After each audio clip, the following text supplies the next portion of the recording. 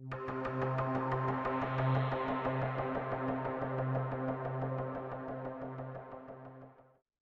guys, this is Nelson with Average Home Theater, and I just want to apologize. Nick and I had technical difficulty with with his microphone, and so I'm forced to use the microphone from my camera. So you can still hear everything, it just doesn't sound as crisp as one would like. So sit back and enjoy, and we'll get it better on the next one. Hey guys, welcome back into Average Home Theater. I am joined by my good friend here, producer Nick. How's it going, man? It's going okay. I'm having a nice weekend so Are you far. feeling Saturday better? morning. I'm feeling better. I was under the weather a couple weeks ago, but I know you slowed production on this yeah, rapidly growing yeah, YouTube channel. we were supposed to do this a couple weeks ago, and things kept popping up, and then I fell ill. But here we are. Pretty sure I remember what we watched. Well, so what we're gonna do is we've watched several things since then. I mean, we watched The Fly, right? We were Yeah. gonna do a video just on The Fly, but because it's been so long, we're just gonna go ahead and do like a little catch up video on The Fly, and then a couple of other movies that we've watched, and Right. or even shows that we've watched recently, and just want to talk about. That sounds good. Sounds good to me. All right. So The Fly. The Fly. You had been trying to get me to watch that for A long time. What year is it? A long time. Many And years. I was never not interested in watching it, but it just wasn't on my radar. Like I wasn't crazy about seeing it. The thing is, you did not grow up watching horror movies, right? Right. And this movie, even though it's not a horror movie, it kind of gets lumped into the horror genre, right? Right. And I think that might have been a deterrent for you because you're just not a horror guy, or you weren't. Yeah, I just kind of started getting into those kind of movies, and I've been pleasantly surprised with everything that I've seen, everything that you've shown me. So The Fly, yeah, it wasn't at all what I was expecting. That's for sure. Right. It is a true, by definition, science fiction movie. Yes. Through and through. Yeah. The idea, what takes place, even though it gets gross. Yeah. It's not scary. Right. No, it wasn't really scary. I mean, I guess for a child it might be scary, but yeah, but I enjoyed it. I liked it more than I thought I would. Correct. I think we talked about like watching his progression into like changing into the Fly and losing his mind and all that stuff. Yeah, it's one of those descent into madness type movies. Yes. But also he's changing physically. Right. It's not just he's going crazy. I mean, he's turning into a creature. He's turning into a fly man hybrid thing. He was an ambitious lad, and look what it got him. Right. But so everybody knows 1986, starring Jeff Goldblum and Gina Davis, and both were brilliant. Yeah. Jeff Goldblum. I mean, look. Jeff Goldblum was Jeff Goldblum, but he always kind of seems to be different in everything too. Right. I mean, he kind of acts the same. You know, his the way he delivers things. Right. But he's different enough in his movies, and it's just, I think it's charisma and his personality. It just works no matter what he does. Even if it's kind of the same, it still works. Right. I mean, Jurassic Park, The Fly, Steve Zissou. He's always Jeff Goldblum, but he's always a little different. A little different. Yeah. He plays the character as Jeff Goldblum. Does that make sense? Kind of, I guess. You know, he doesn't plays have as different much characters. range as like a Tom Hanks, but Right. you know, he's still awesome. Speaking of Tom Hanks, that reminds me of something else that I watched that we got to talk Oh about. yeah, I think I know what you're talking about. But then you got Gina Davis. She was pretty young in her career in this. Yeah. But I think this kind of maybe launched her, if I'm not mistaken. Yeah. You know, they kind of. Yeah. And I want to say they started dating. Oh really? The two of them dated after they made this movie. I need to keep up with my celebrity relationships. Yeah, man. I mean, how did you not know when you were 6 years old that Gina Davis and Jeff Goldblum were together? I missed that one. Yeah. And David Cronenberg, I mean, he's a horror director type thing, and the special effects are just really awesome. That was it was refreshing to watch something with it was old, it's older, but Hmm. something with practical effects again and not all Even when they had to CGI use and optical, what do they call it? Is that what they call it? Optical effects, where it's not CGI, but it's kind of before CGI, and they basically do tricks with the camera. I don't know. yeah. So they had a couple of shots like that. I'm not sure the industry term, but I know Yeah, what me you're talking neither. about. Yeah, Yeah, we're not filmmakers like some people on the YouTube verse right. claim to be. How they know all the ins and outs of making movies. I mean, this is a high quality production we got going on here, Yeah, but it's no Hollywood. yeah, and I mean, we enjoy the basics. Correct. We keep it simple. So yeah, I did enjoy the movie. Like I said, much more than I thought I would. It wasn't what I was expecting, and you had been telling me about it for years. Your boy's That in it it. wasn't. Remember we were talking about him in Yeah, the guy that The plays Last of Us. a corporate jerk and everything. Yes, he was. Yeah, No, John Gitz. I got it John written down Gitz. right Yeah, here. yeah, I like him. He He played a was. typical creepazoid. Yeah, he was the antagonist in Men at Work. I can't believe you don't Well, remember him in Men at Work. no, I don't remember him in Men at Work. And he was the same guy. He was jerk. Don't tell mom the babysitter's dead. Right, right. Yeah, I knew he that. was- I mean, I remember him more from that than Yeah. anything.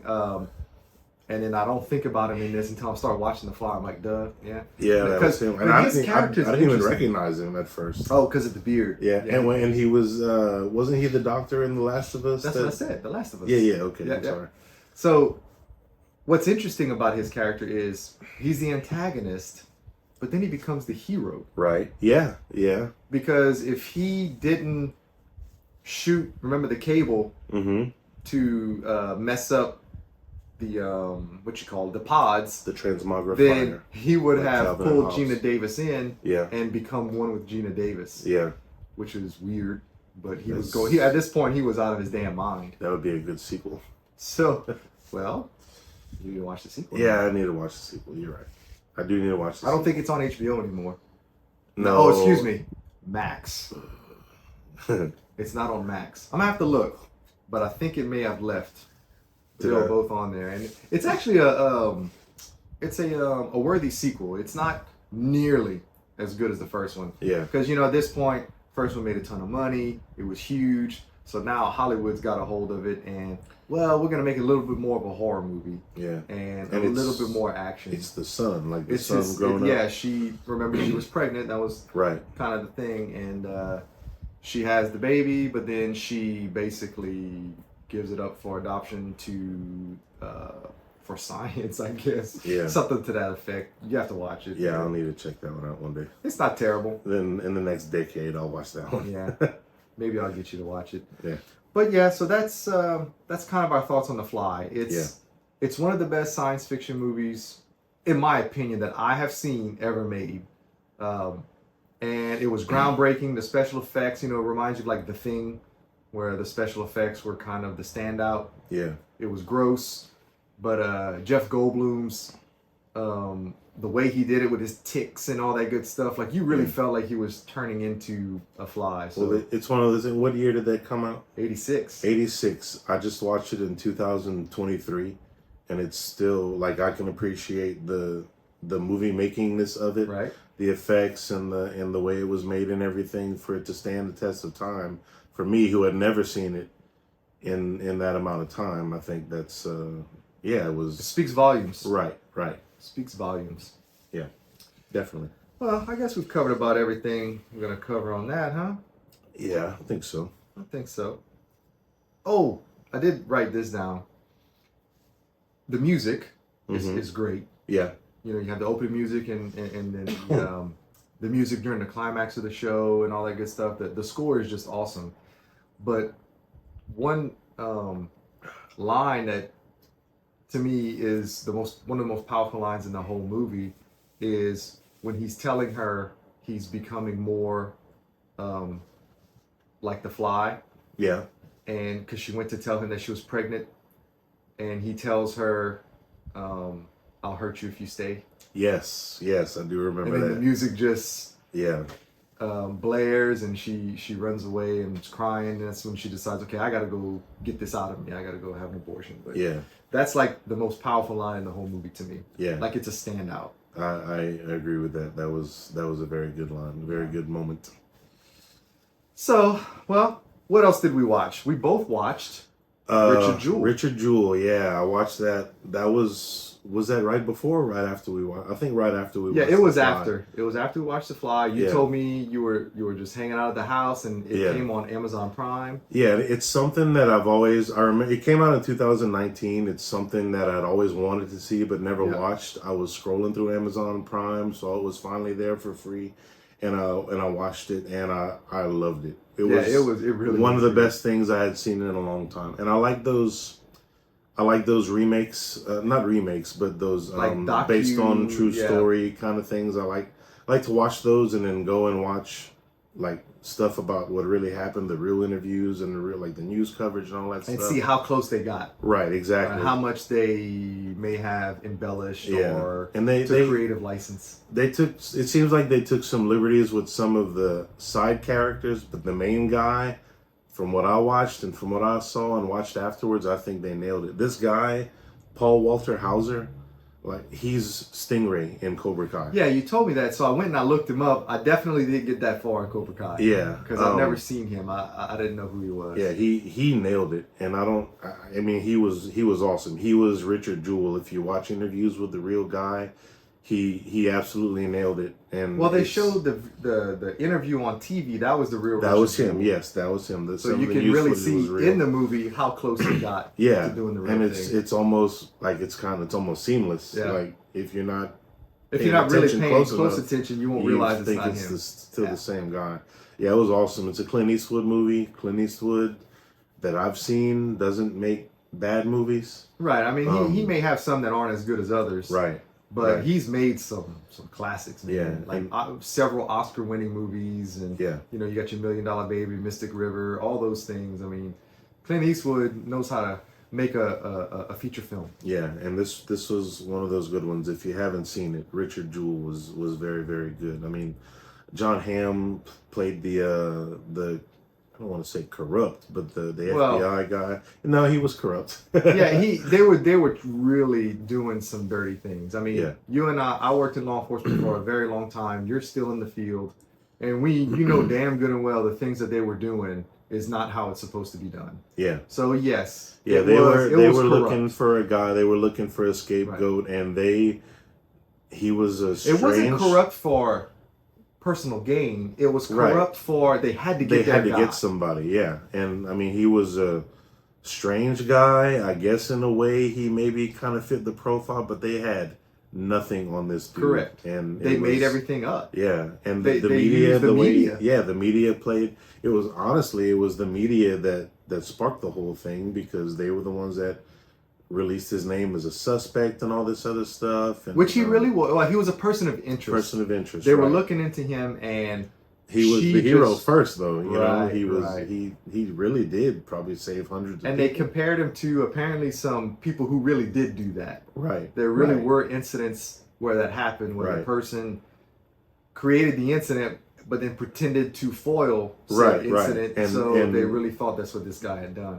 Like police officers, people in official police capacity, officers. I think they said firemen have that knowledge, and firemen starting fires and then coming back and claiming that they saved people and all this other stuff. So it happens. It's not unprecedented, but this dude didn't do it. They just did it because they thought, they felt, they had no reason to really believe that he did that. There was no evidence to show that he did that. And the guy that really did it again. Like he set off, I think, 1 or 2 more bombs until they caught him, and they didn't catch him till like 4 years after the incident in the movie, the Atlanta thing. They didn't. It was years before they caught him. So just a really, really good movie. Very well acted, very well directed. Really happened, for the most part. Right. I mean, a true story. That's crazy. Yeah. So, wait, I've always wanted to do this. Yeah. Take your sip. From your Pulp Fiction, but it's good coffee. Yeah, never mind. Oh, I get it now. He goes. Yeah. Anyway, sorry. All this stuff going on, and he's worried about the coffee. Yeah. Sorry. So where were we? Yeah, Richard Jewell. If you haven't seen it, very very good movie. It does not paint the FBI in the best light, but It they does did it to not. themselves. Yeah, I mean, this is not made up. This is stuff that they did. yeah. But They actively they wasn't like an accident. They actively tried to get this guy. correct. And they had nothing. He had nothing to. He didn't do anything. He Because saved he a bunch fit a of people. quote unquote profile. Right. So, watch it. But I did read where they're saying that there's no evidence to support that the reporter would do the things that she did to get her story. Like she wouldn't sleep with Right. people to get Yeah. the story. Yeah. Like There they're was refuting that, but she died of an overdose, and nobody really knows. Yeah, there was a controversy after because she kind of used herself to get the information, and that apparently didn't happen. A little bit of Hollywood. They had to Hollywood it up a little bit, and Olivia Wilde was great in that role. Yeah, she really was. I didn't like her. You watched the movie. And Same thing with John Hamm. I wanted to punch his face. Yes, yeah. I like him and everything. I think he's good. He's funny. He does good comedic stuff too. So, yeah, very well cast, very well acted. Great movie if you haven't seen it. It's a sleeper. Not a lot of people talked about it. Yeah, I went to work asking people if they've watched it, and nobody at my office have seen it. And that's weird to me. I would have thought that would have been more. It would have been more popular than it was. And it wasn't a. I looked at the box office and the budget. It didn't even meet budget, or it barely was above budget, something like that. It was a box office flop. Yeah. Well, you know what? It didn't have flying superheroes or explosions. It did have an explosion, unfortunately. It did have an explosion, but it didn't have Vin Diesel. Vin Diesel and The Rock wasn't in it, so I can see why it didn't make $800 trillion. Or an 80-something-year-old Indiana Jones. Oh God, I don't think I'm gonna even. I keep mentioning it. I mentioned it with Dominic a couple of times, but like I'm telling you, that movie's gonna be terrible. And all initial reports, it's bad. It's getting slammed. Yeah. Horribly, and I like Indiana Jones. I think you like it more than I do. Yeah. I really don't think, especially after the last debacle, I don't think I'm gonna go. I went into Crystal Skull with an open mind, right? Thinking maybe it was just at the time because I hadn't watched it since. Oh my God, that was bad. Yeah. Whew. And this is of everything I've seen. This is a continuation of that. Like obvious stuntmen and fake horses and green screen. Yeah. Looks bad. Good So, job, Disney. Wait, yeah, is that the Disney thing? Yes, it's Disney, yeah. but we're not talking about Indiana Jones because I'm gonna crap on that when it comes out. Yeah, let's wait till that comes So, out. what else did you watch? Okay, so we were talking about Tom Hanks earlier. This is something that I was really looking forward to because I like this kind of movie. I watched A Man Called Otto. Oh, thought you were gonna say Captain Phillips. No, I did watch Captain Phillips, which was great. I really did like Captain Phillips. I still never watched it. Another one of those "this really happened" kind of things.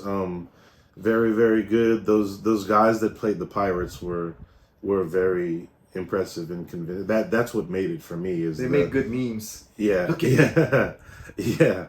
But yeah, I mean, you can't go wrong with Tom Hanks. But let me talk about A Man Called Otto. I thought it was going to be great. I like the old, surly curmudgeon type movie. Falling down, mad at the world kind of thing. I did not like. I watched it and I almost turned it off several times because I wasn't into it. But I didn't like it. I found something that Tom Hanks can't do. I was not convinced as Tom Hanks as an old crotchety, hates the world, hates his life, hates everybody kind of guy. I did not buy it. And I thought a lot of times too, they went overboard with it. Like the first throughout the movie really, but when I tell you everything was, you can't do that, or you can't do this, or you can't say that. Like it was every single thing, and it was just kind of, it was overload. It got old after a while. It got old. And I liked the story. I liked what was happening in the movie, and I enjoyed the story. And I wasn't. I don't know. It was just too much, and I wasn't convinced. Tom. So that Hanks sounds playing more that of kind of a role. It sounds more of a script and maybe even an editing issue. And maybe directing too. Oh really? Yeah. The way he played it, I mean, I am one of those guys that thinks Tom Hanks can do everything, and he has done everything, but he didn't do this well. Bill Murray did one. Bill Murray, you know, but he did one not that long ago where he's like next door neighbors with somebody. St. Vincent. Yes, I heard that was actually really good. I do want to. That one's on my list too. I want to see that one, but I haven't watched that one yet. I would have to imagine, and I've seen the previews for it and all that, and seen little clips of it. Is that one based on a true story? That one, I don't know. I'm not sure. I don't think so, but I don't know. Because he like befriends the next door neighbor's kids or something. Yeah. But he's a crotchety old man at first, and yeah, it's something like that. And look, the supporting cast in this were all good. Like it's no one that I've ever heard of, no one that I've ever seen before in anything else. But the supporting cast was good, and again, the story was good. Just Tom Hanks didn't do it for me in this one. Really, it turned out, yeah. See, I would have thought it'd been the opposite. Tom Hanks killed it, but the rest of it just wasn't good. Yeah, I can't recommend it other than I would want you to watch it to see what you think about it. Yeah. To see if it's just me, but I was very, very disappointed. I wasn't crazy about it. Another thing that I watched that you actually haven't seen yet, which kind of blows my mind, and I had never seen it. 12 Angry Men. And I've been wanting to for years. It's like I just never press play. Yeah, the original. This was 1950 something, huh? 1957. Everyone that starred in that movie is now deceased. That's how. Well, they were older men when they were old at the time, them, right?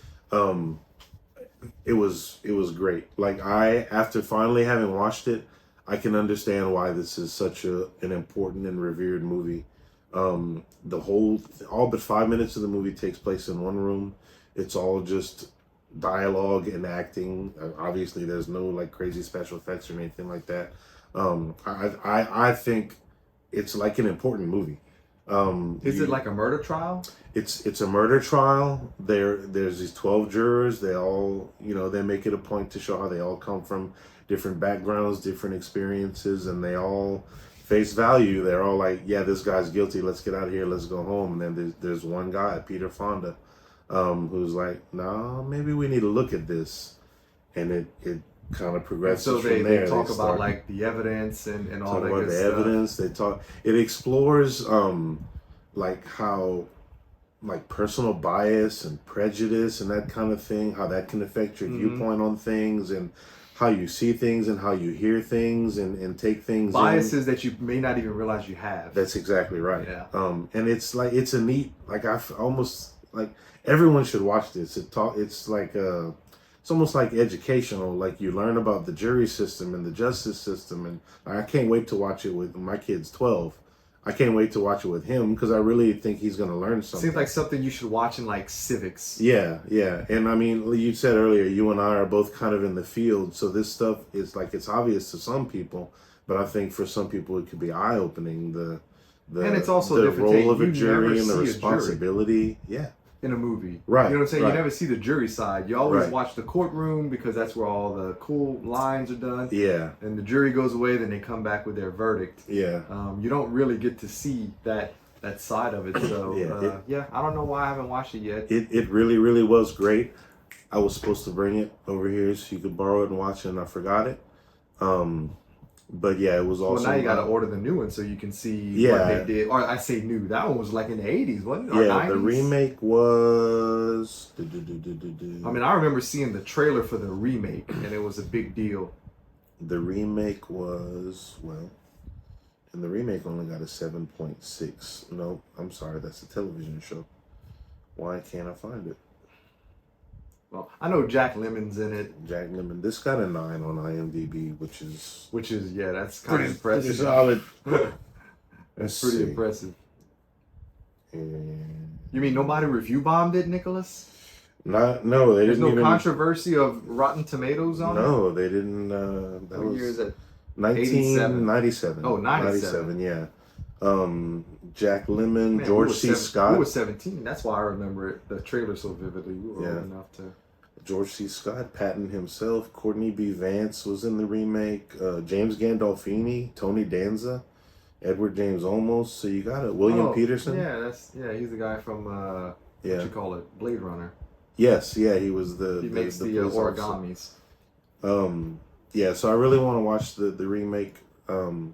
If you haven't seen it by some chance, I know it's a classic, and we just watching it. Well, I'm gonna watch it, but apparently not today because producer Nick didn't bring me a copy to watch. I'm very sorry. They were on Max as well, so I'm gonna have to check and see if it's streaming anywhere and give it a whirl. Did you see the meme about HBO changed its name to Max, and then Peacock it says like, your move or something? I'm not doing it. That's funny. 12 Angry Men, watch it. It's a classic. Like, again, I keep saying it. I feel like it's an important movie. That's a word I would use to describe it. I think it's something everyone should watch. It's timeless. So it's made in '57. The same things are going on today. So I was about to say it's probably like the same types of issues and the same. I mean, history just repeats itself. Yeah, people are people. Yeah. Well, I watched something, and I did a review on one version of it a while back, but then they came out on Max with another version, and that's Love and Death. But I reviewed Candy back in when it came out. It's the same story. It's Candy Olsen, yes, Elizabeth Olsen. It's Candace Montgomery, and on Friday, June 13th, so Friday 13th, 1980. So like a month before I was born, and a few months after you were born. Candace Montgomery killed Betty Gore. Okay, there's no refuting it because she took the stand and said self-defense, right, and told her side of the story. I did it, but this is why. Right, and hey, she's the only other person that was in that room and knows what happened, and so what do you do? How do you refute self-defense? So anyway, it's the story to me is fascinating. I tried to get my wife to watch it, and she just won't watch. She's like, it's kind of garden variety, but I disagree. This one, for some reason, this story is fascinating to me. I can't get enough of it. I loved Candy, and then I loved this one. They were both different. The what's her name? Jessica Biel. Jessica Biel was in the Candy. Was in Candy, and her portrayal is, while they're kind of similar, it's obvious that's how this woman really was. Mm-hmm. But it was a little. They make it look like, especially at the end, like maybe she kind of is glad she did it. Right. But then the Love and Death version is more of she really didn't want to do it. It's just how she handled it probably wasn't the right way afterwards. So I suggest watching both of them because I think they're both great. Candy is only 5 episodes. Okay. And Love and Death is 7. So Love and Death, and everything that I've heard, people talking about it who have really researched this, the Love and Death is a little more accurate. Okay. And they also, there's more character development because they had, 2 more hours to get into it. I had seen it and heard good things, but I never realized that it was the same story. I didn't realize Absolutely, that. Yeah. Okay. And it's kind of interesting that 6 months apart, or well, maybe a little bit more, but 7-8 months apart, you have 2 different renditions of the same story that happened 43 years ago. Mm-hmm. That's very interesting. I don't understand why 2 different people would want to do the same story at the same time. Yeah. But either way, it is. I like the story so much that I watched both of them. Okay. I thought it was great. And dude, the performances on both of them are just awesome. Yeah. Everybody kind of plays the characters very similar, but a little bit of their own flavor. Like the first you mean like between the 2 shows? Between the 2 shows, right, because you got the 2 Candys, but then you got the 2 husbands and the 2 Alan Gores. And which the first one is played by Liev Schreiber's brother. He was Master Chief in Halo. I didn't see that. He was also he was Tonto in 13 Hours. But anyway, okay.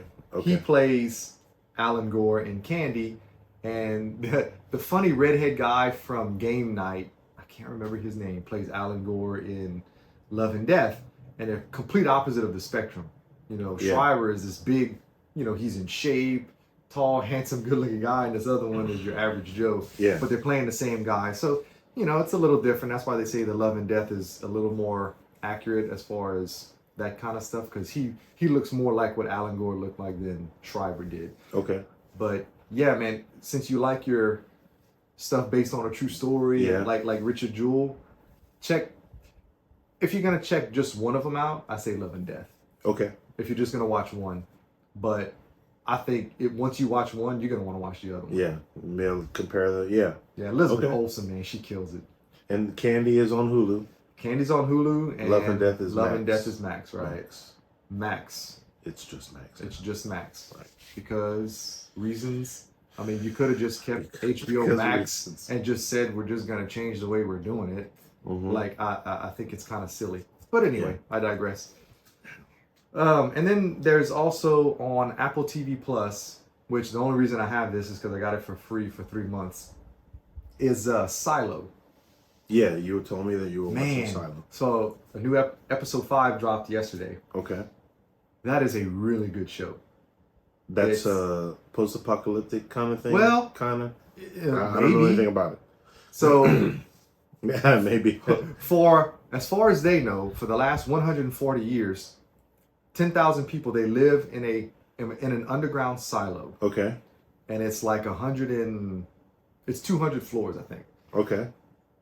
There are no elevators, there's no escalators, no lifts. You have to walk up and down stairs. It takes days to get to different floors and whatnot because it's so far. But anyway, so all these people know is that there was a rebellion at one point, but then after the rebellion, the elders basically said you can't, like they destroyed the history.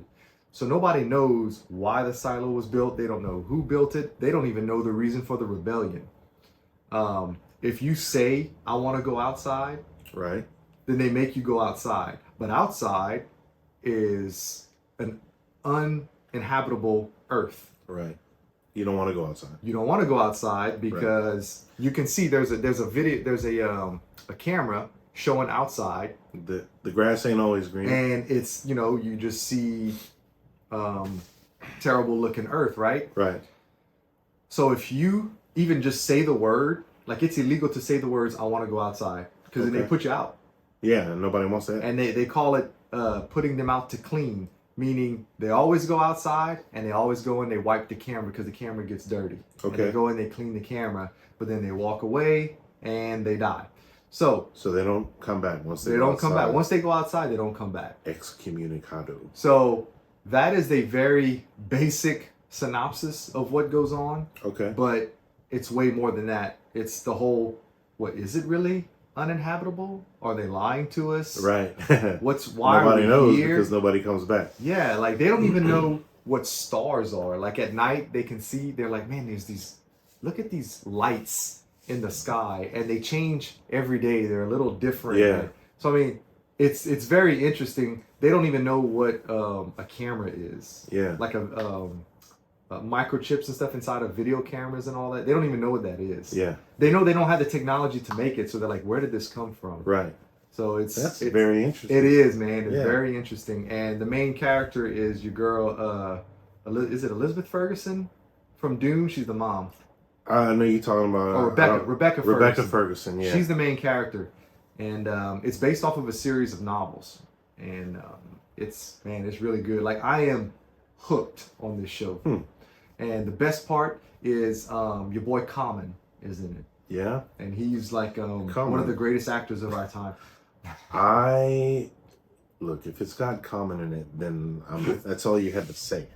Look, he's still not great, but I can tell you, I guess he's been in enough movies now that he's gotten better. Like he's probably one of the weakest parts of this show. Yeah. But even he isn't that bad for the type of character that he's playing. Yeah. Because there's a sheriff, right? And there's deputies. So there's a sheriff's office. I say office, but there's a sheriff and he has deputies. All right. So their own little society. Their own little society. There's a mayor, but then there's also judicial. Mm-hmm. So there's a judge, Mm-hmm. and it's kind of like an FBI almost. The people who work in judicial, and that's who Common is. He is the basically the head of judicial like security or something like that. Okay. But it's basically like an FBI or a government agency. So they don't always see eye to eye with the sheriff and all that good stuff. So it's very interesting. Yeah. I think you would enjoy it, but you probably don't have Apple TV Plus. No, I don't have Apple TV. Well, you just bought a phone. Yes. You just got a brand new phone. Yes. I bet you if you look in your you have 3 months free for getting a new phone.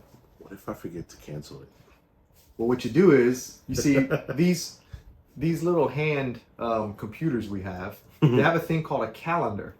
So what you can do is you go and in 3 months you put a reminder on whatever day. So if you do it today is the 20 what? But what if it doesn't work? My Bluetooth doesn't always You connect. put a reminder, I can't rely on cancel Apple TV Plus, and then you go on your subscriptions on your phone, and you go to Apple TV Plus, and you hit cancel. It's very difficult. The robots have won. It's very difficult for my parents, but you should be able to handle it. Nicholas recently started using this Bluetooth technology on his truck, and it still don't work right all the time. I was accustomed to it on my old phone, and it was fine. But now I got this new phone, and it don't always even connect. It's crazy because I have an iPhone 13. You have a 14? Yeah. And I have issues as well connecting to my vehicle with Bluetooth. I think it's an iOS problem. We're regressing. Yeah, we're regressing. I was on board. I was finally on board and listening to fewer and fewer CDs. I got rid of my MP3 player. With the 3.5 millimeter jack. Get this new $1,000 phone. And it won't connect. I gotta turn it off and then turn my truck off and then turn it back on again for it to connect. You texted me and you were pissed off because you couldn't get headphones to work. Then you said, "Never mind, it was user error." That was a user error. What did you not I wasn't pressing the button long enough. On your to turn headset? It on, you gotta turn it. You press it on the headset. You gotta press it for 3 seconds to turn it on, and then additional 7 seconds for it to connect. But you know what? Even that. It worked for about 30 minutes and it was great. And I was enjoying lovely wireless headset, crystal clear sound. And then it just stopped working all of a sudden. So Bluetooth can... Well, Bluetooth actually is, it's not a great technology. It's a convenient technology. Right. And they're still perfecting it. All of the audio aficionados will tell you like that Bluetooth is one of the worst ways to listen to music and all that. But then as far as quality, because it compresses your audio sound. Yeah. So because it's not capable of, it doesn't have the bandwidth to give you like lossless sound. So they hate it for that. But the issue we're starting to have is you can't get the damn thing to connect to. Yeah, when it works, it's serviceable. Right, it works. But, it's just when it works. And then Apple Music has that lossless, and I can notice a difference between listening to that and listening to something regular. And some of it sounds very good, but if it doesn't connect, then you can't listen to it. Yeah, it's very difficult. So, well, is there anything else you want to talk about in this little wrap up, or is that just about cover it? No, not really.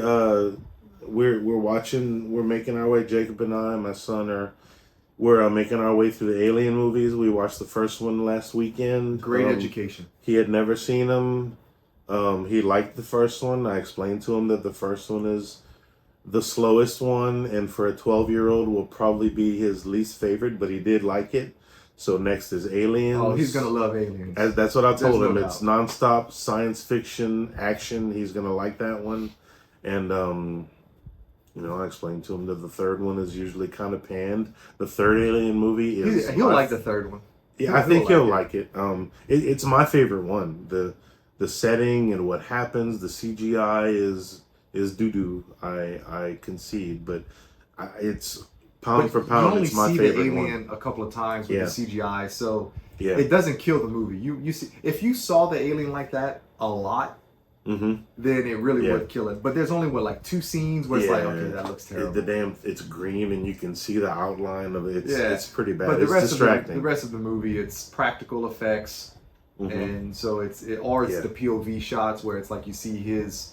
So I don't know. Yeah, that's good. I'm glad he likes it. 4 is 4. It's fun.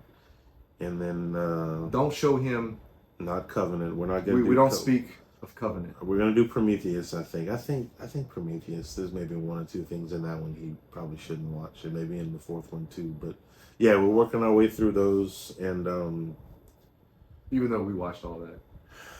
Yeah. Well, are we better parents? Look, Alien is one of those things where I watched a lot of things out of order growing up, and like the first Star Wars movie I ever saw was Return of the Jedi. So you saw Aliens first? I saw Alien 4 was the first. The Resurrection is the first Alien movie I ever watched. Aliens I had no idea. On TV every year. I know. I don't know how I missed it, but I had no idea what in the hell was going on. Indiana Jones, the first Indiana Jones movie I ever saw was the third one.